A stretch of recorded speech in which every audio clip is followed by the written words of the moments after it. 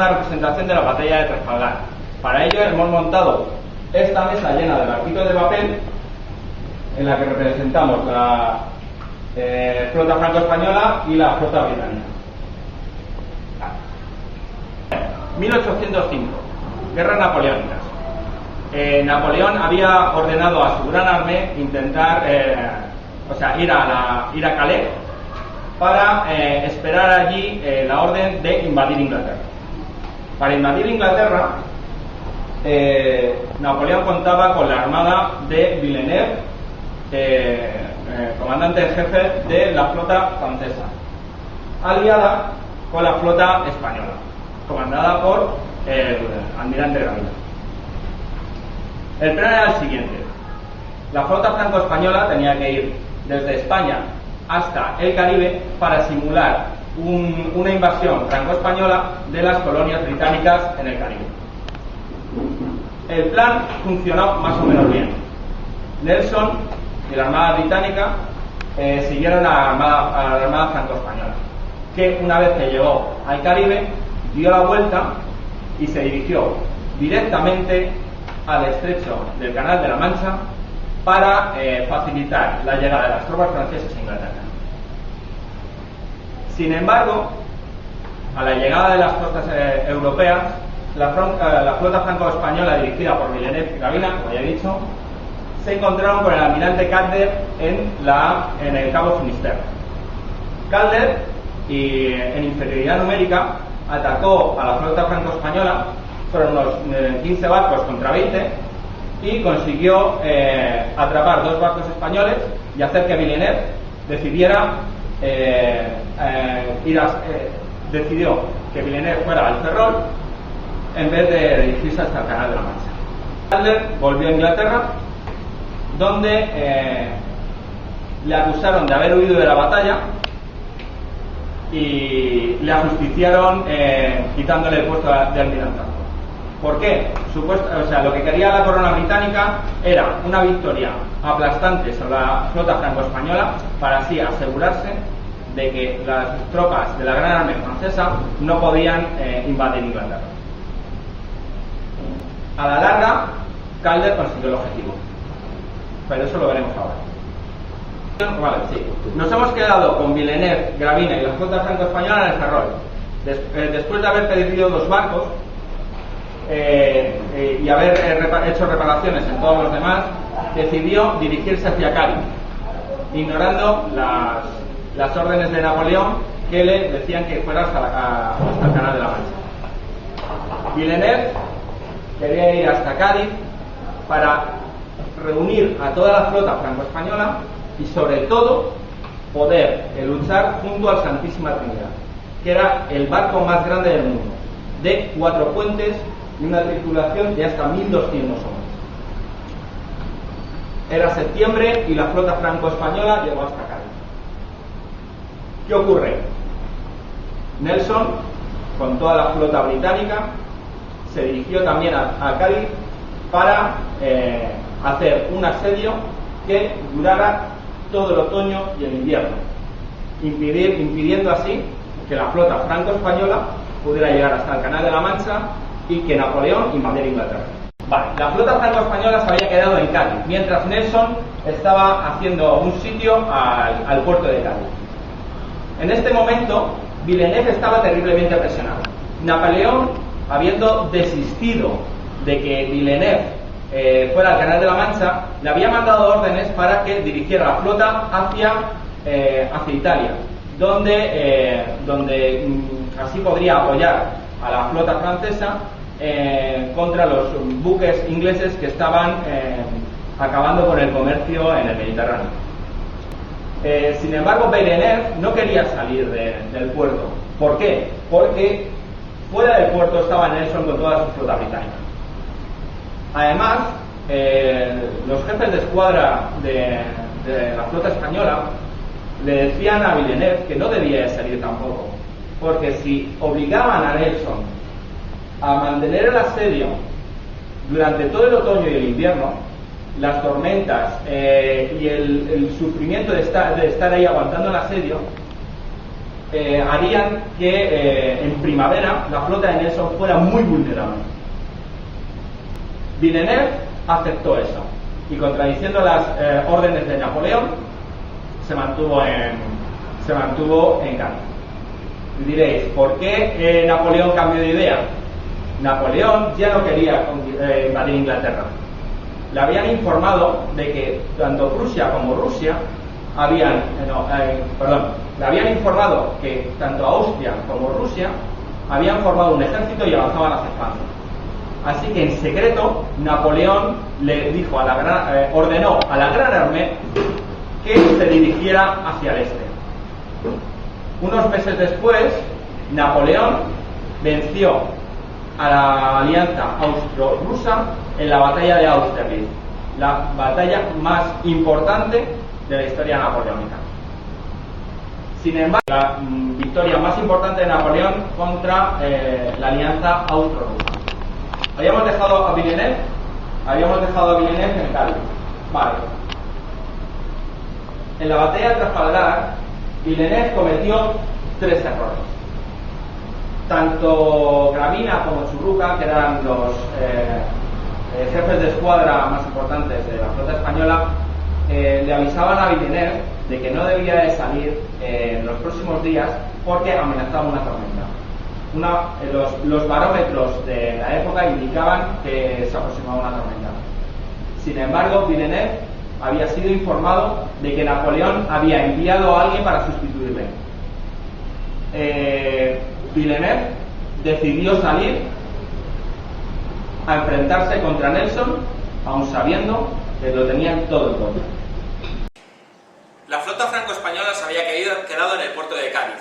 Villeneuve, Gravina, Churruca, Alcalá Galiano, todos estaban esperando las órdenes de Villeneuve para salir a combatir a la flota británica. En esos momentos, tanto Gravina y todos los mandos españoles le estaban comentando a Villeneuve que no debían de salir, que debían de esperar por lo menos todo el invierno para que la flota británica tuviera que sufrir el duro invierno que probablemente maltrecharía los buques británicos. También es cierto que los días previos a la batalla los barómetros indicaban que se acercaba una tormenta, por lo cual Gravina le pidió a Villeneuve que se quedaran en Cádiz por lo menos unos cuantos días. Villeneuve al principio estuvo de acuerdo. Sin embargo, unos espías de Villeneuve le informaron de que Napoleón había enviado un almirante para sustituirle al mando de la flota. En ese momento fue cuando Villeneuve decidió dar la orden de salir de Cádiz. En ese momento Villeneuve llamó a Gravina, le dijo que tenían que salir. Gravina, que le había dicho que no debían de salir, pero aún así, si había que salir, se salía, ya no podía volverse atrás. Ese orgullo español hizo que toda la flota franco-española saliera de Cádiz. Toda la flota franco-española saliera el 21 de octubre de 1805. Hay una cosa que decir sobre el estado de la flota española en Cádiz. El Estado español no tenía dinero suficiente para mantener esa flota. Se había gastado muchísimo dinero en construir grandes, bellísimos y enormes barcos, sobre todo el Santísima Trinidad de 4 puentes, el más grande del mundo. Sin embargo, no tenían dinero para mantener a esa flota.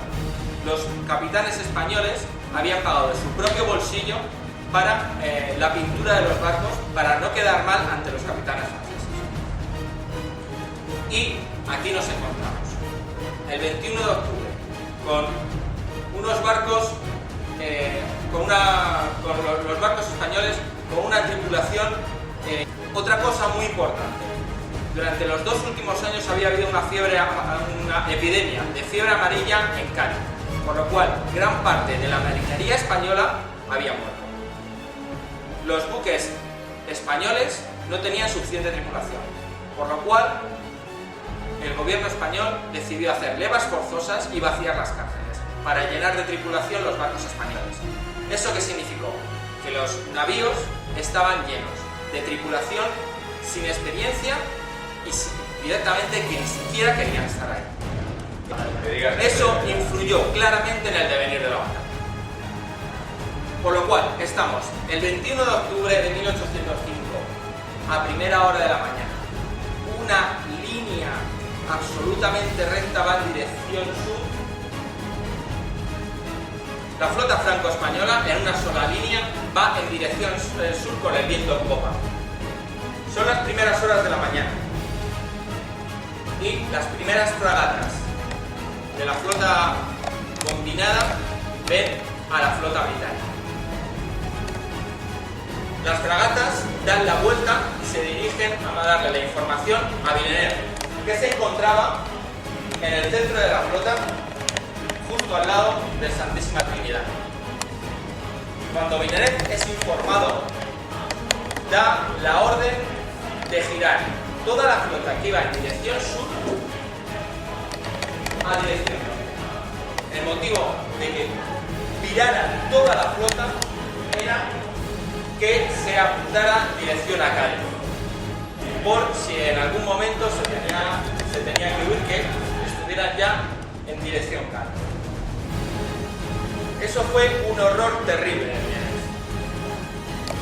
Toda la flota, que eran unos 37 barcos, giran en ese momento torpemente y además contra el viento, lo que una flota perfectamente alineada se convierta en lo que hay ahora, más o menos una curva. Hay buques que han salido totalmente de la línea, buques que están girados, todos intentando luchar contra el viento y sobre todo con la flota británica que viene. La flota británica que viene del noroeste con el viento en popa. Y aquí es donde empezamos la representación. Vale. El Victory se dirigió directamente hacia el Santísima Trinidad con la idea de cortarle la popa. Sin embargo, Cisneros soltó todo el velamen para que el Bucentaure de Villeneuve se le echara en la popa, lo que impidió al Victory cortarla. Nelson, que estaba dirigiendo el Victory, se fue a la popa del Bucentaure para cortarla y lanzó su primera andanada contra la popa del Bucentaure. El resto de la flota le seguían. Temeraire, Neptune.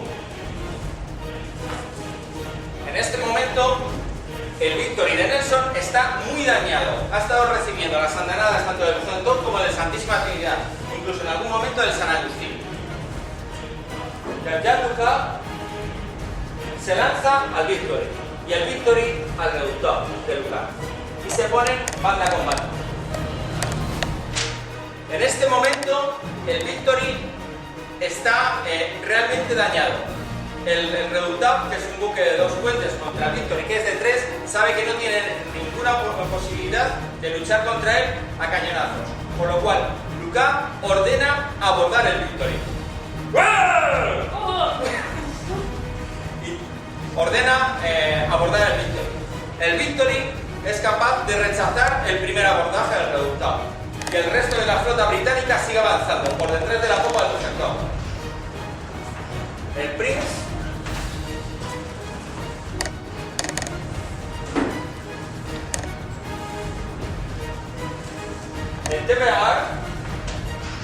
el Temeraire corta la popa al Bucentaure y le lanza una andanada terrible al barco de Villeneuve.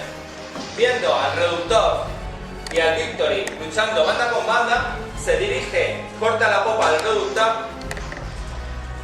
infligiendo graves daños en el barco y se pone popa con el Reductable. En ese momento, el Reductor está siendo cañoneado por 2 buques que le superan en cañones y en tripulación. Sin embargo, Lucas no se rinde. El Fogo, que estaba en la escuadra de Gravina, se dirige a la ayuda del Redoutable. Mientras tanto, el Neptune y todo el resto de la flota se dirigen a atacar al Bucentaure y a Santísima Trinidad. Bueno, por aquí. El Neptune le vuelve a cortar la popa al Bucentaure. Por aquí. Leviatán, Conqueror y Britannia. Estos barcos se enfrentarán al Bucentaur y a Santísima Trinidad durante toda la batalla. Leviatán y Neptune estarán cañoneando al Bucentaur, mientras que el Conqueror y el Britannia al Santísima Trinidad. Por su parte, el Victory, que estaba luchando contra el Reductor, por la banda de babor cañonea la popa del Bucentaur. Mientras el San Agustín intenta tirar contra el viento para ayudar a la Santísima Trinidad. Esos barcos de ahí vienen ahí. Bueno, no, el Britannia. El Britannia, que en principio había ido por la Santísima Trinidad, se dirige a San Agustín cortándole el paso. Y esos barcos de ahí, el Spartian y el Honor, vendrán hacia aquí.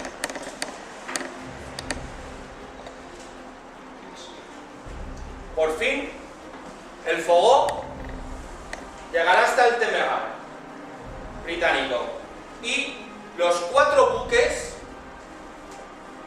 como se dice cuando se han lanzado los garfios, los cuatro buques con los garfios lanzados están borda con borda luchando a tiro de pistola. En ese momento, desde el Redoutable, un francotirador ve a un alto mando en el Victory con muchas medallas y le dispara. Una bala atraviesa a Nelson y le herirá de muerte. Nelson es trasladado a la setina del Victory, donde será atendido por los médicos de la Armada Británica. Y comenzará una terrible y dura agonía. En la escuadra de vanguardia, Dumanoir, al mando del buque Formidable, no da la orden a su escuadra de dirigirse al centro de la batalla. Las sospechas de que Dumanoir quiere desertar corren por los barcos, por lo cual el Eros, el San Francisco de Asís y el Rayo giran directamente para intentar ayudar a la Santísima Trinidad y al Bucentaur. Por otro lado, el Neptuno de Cayetano Valdés y el Intrepid también se salen de la escuadra y se dirigen directamente a ayudar a la Santísima Trinidad y al Bucentaur. Mientras tanto, los barcos británicos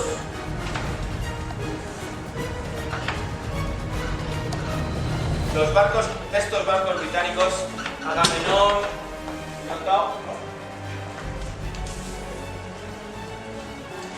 el Neptuno y el Intrepid intentan ir a ayudar a la Santísima Trinidad del Bucentaur en el centro de la combinada, sin embargo son cortados por distintos buques británicos.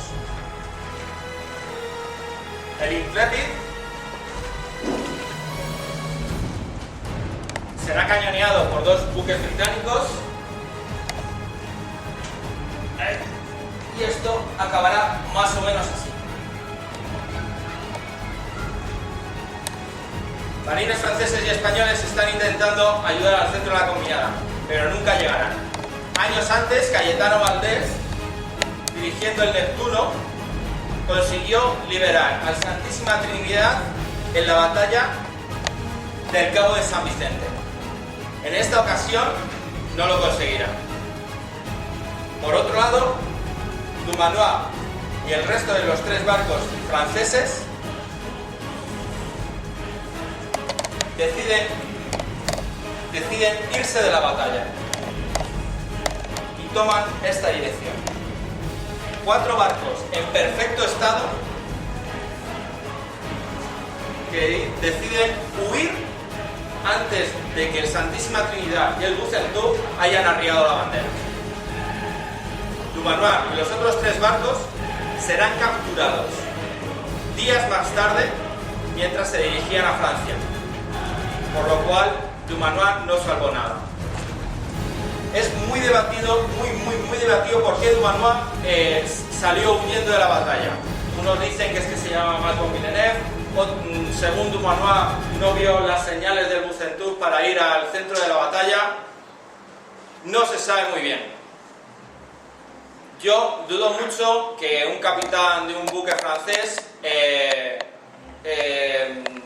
tuviera miedo a enfrentarse a los británicos. Motivos políticos nunca se sabrá. Y por último dejamos al Rayo, al San Francisco de Asís y al Eros. Estos 3 barcos viraron de estribor, por lo cual el viento empezaron a tenerlo de popa. Sin embargo, viraron demasiado y no pudieron ayudar a la Santísima Trinidad del Bucentaure, por lo cual se intentaron dirigir a la zona sur donde estaba Gravina. Bien, volvemos al centro de la combinada. El resto de buques británicos ya se enfrentan, rodean por completo al Santísima Trinidad del Bucentaure. El Bucentaure y el Santísima Trinidad no tienen manera de escapar de aquí. Y en esta parte el Victor, el Redoutable, el Teméraire y el Fogo luchan banda con banda. Tras varias horas de combate, el Redoutable de Lucas se rinde. Lucas ha muerto y con él 487 marinos y 82 heridos. El Redoutable tira la bandera. Después el Fogo también se rinde y el Victory queda casi parado y desarbolado. Ya no volverá a entrar en combate. El Teméraire sí que intentará apoyar a los barcos del centro.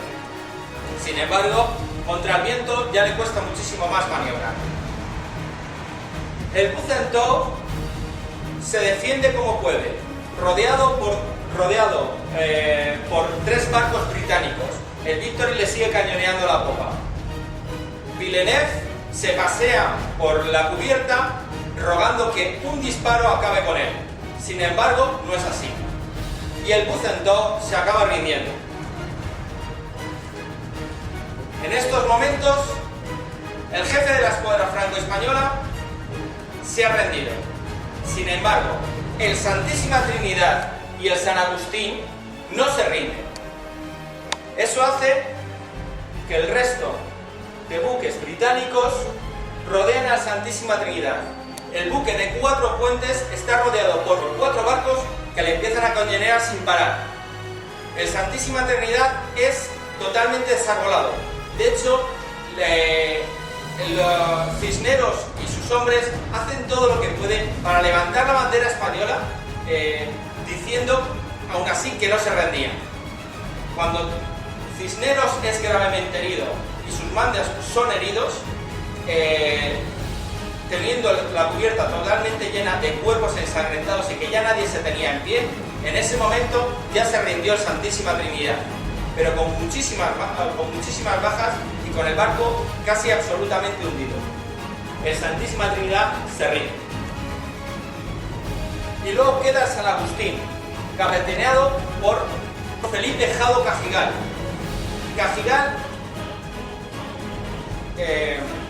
Cajigal no se rinde. El San Agustín es rodeado por 2 barcos.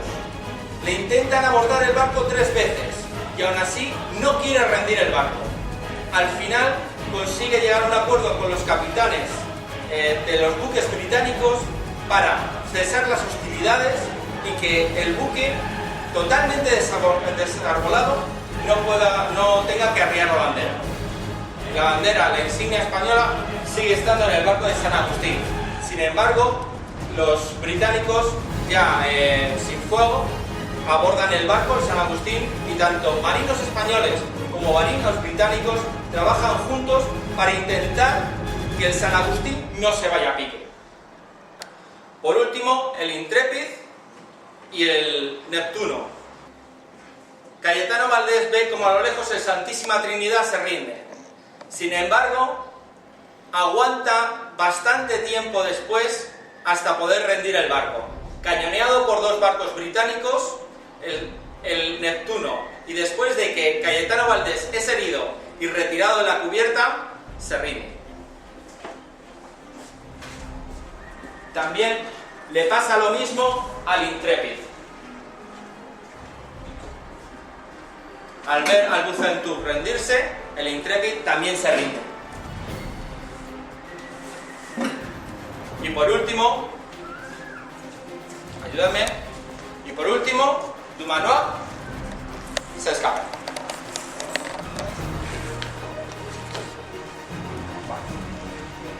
La segunda columna estaba liderada por Collingwood, que viajaba en el Royal Sovereign. El Royal Sovereign se lanzó contra el Santa Ana, cortándole la popa. El Royal Sovereign llevaba munición doble y todavía no había disparado. En el momento en el que cortó la popa, lanzó su primera andanada, que destrozó literalmente el Santa Ana, incluso hasta desarrollándole algún palo. Se dice que hasta 100 personas murieron de una sola andanada. Después de eso se colocó par con par con el Santa Ana, y los 100 cañones del Royal Sovereign y los 120 del Santa Ana empezaron a cañonearse durante el resto de la batalla. Por su parte, el Fogo se dirigió al centro a apoyar al Redoutable y al Temerario. Mientras tanto, el resto de la colina de Collingwood se dirigía a la combinada. La flota franco-española lo único que podía hacer era ver cómo la flota británica se abalanzaba sobre ellos. El Algeciras de Mayón, el Bahama de Alcalá Galiano, todos lo único que pudieron hacer es ver cómo la flota británica les atacaba. Entramos en la parte de la batalla donde las referencias son bastante confusas. De hecho, tantísimos barcos, es comprensible ver que realmente era muy difícil que todos los capitanes pudieran escribir en sus cuadernos de bitácora todo lo que pasó con claridad. El San Juan de Pomuceno entra en combate con otros dos barcos británicos, y el Berwick con otros dos que le cortan popa y proa. El Príncipe, intentando defenderse, el Príncipe de Asturias se aleja para cañonear a los barcos británicos que cortan al Hashim. Básicamente, el combate quedaría una cosa así.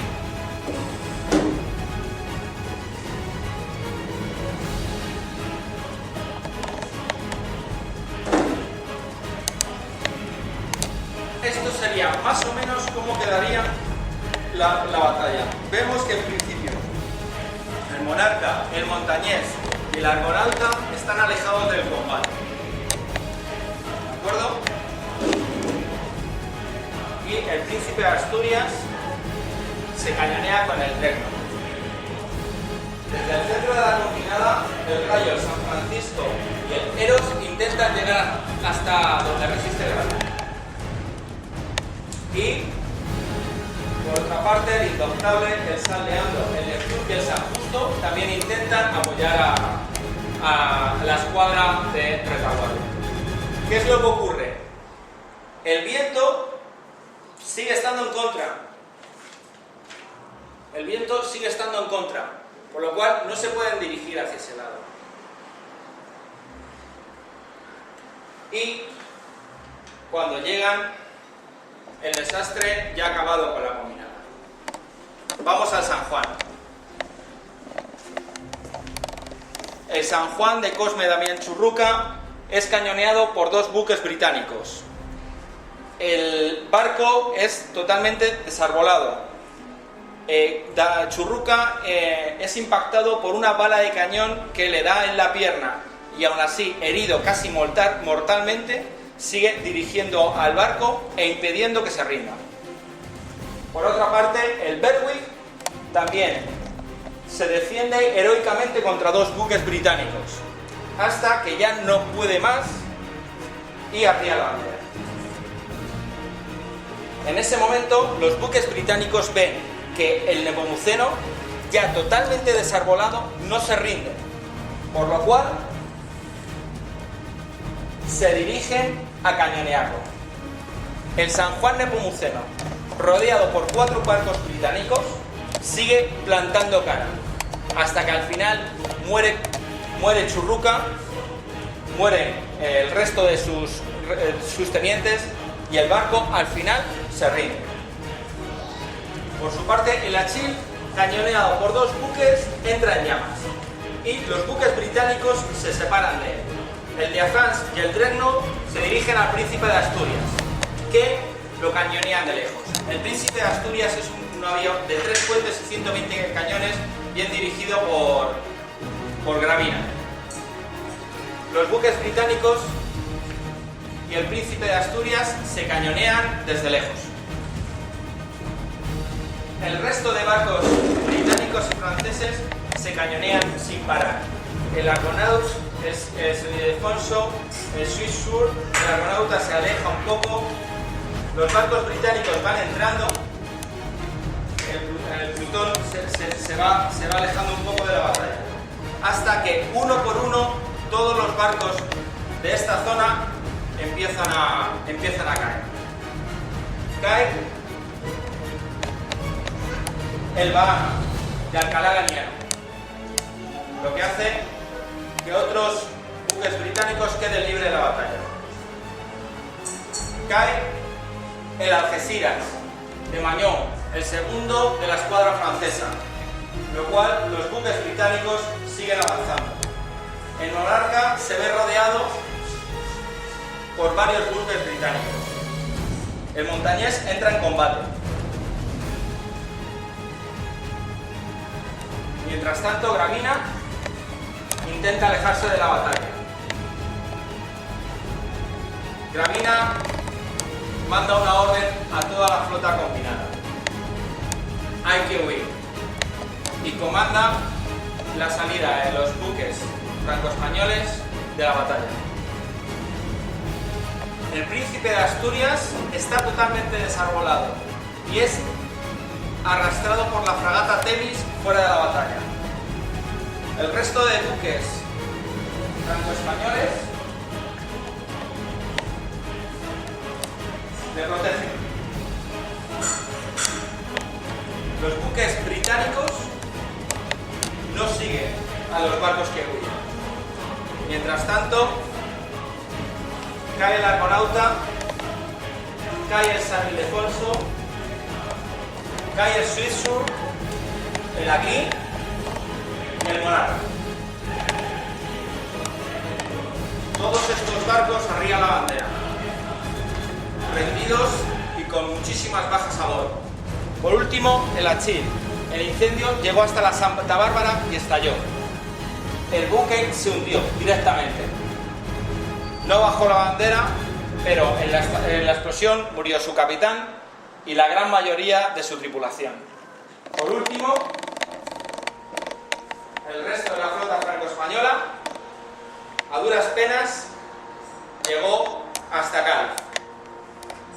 Por su parte, el Santa Ana y el Royal Sovereign se cañonean durante toda la batalla. Al final, totalmente desarbolados ambos buques, pero con muchísimas más bajas en el Santa Ana se rinde. El Royal Sovereign, dirigido por Collingwood, toma el mando de la flota británica. Y como decíamos, la flota franco-española se dirige hacia Cádiz. La victoria decisiva de la flota británica había llegado. A partir de este momento, la flota británica dominará los mares hasta la Segunda Guerra Mundial. Al final de la batalla, las bajas en la flota franco-española fueron inmensas. Unos 2.000 bajas entre los marinos franceses y unas 1.000 bajas entre los marinos españoles. Las bajas en la flota británica fueron alrededor de los 480-500. Fue una batalla absolutamente decisiva, en la cual se perdieron la vida no solo marines y capitanas, sino también hombres de ciencia como Alcalá Ganiano en el Bahama, y sobre todo grandes marinos que se dedicaban a cartografiar todo el planeta.